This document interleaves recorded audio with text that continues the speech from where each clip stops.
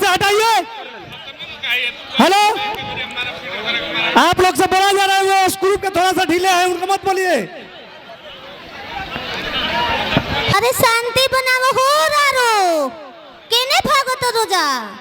पूरा फतोगड़ हो गइल हो दैया। तो है हमारे को फेमस डायलॉग हो कि तेजू जी कहने कने अपन डायलॉग कवा मार त हमार डायलॉग के गया ए रारो ए फतर काट लेकिन आज ए जाई ना चली कहे के बका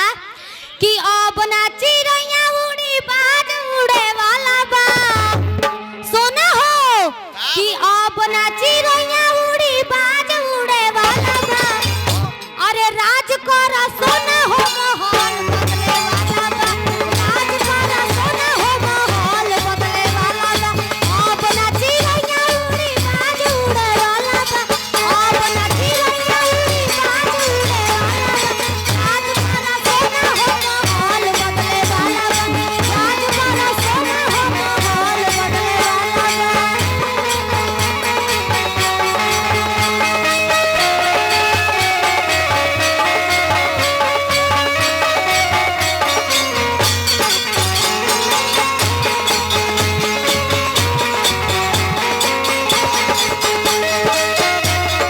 समान हो लगाई जने बोली लगाई जने बोली लगाई जने बोली उठी आए मुखिया जी आए मुखिया खाती राजेश जी खाती अरे ए मुखिया जी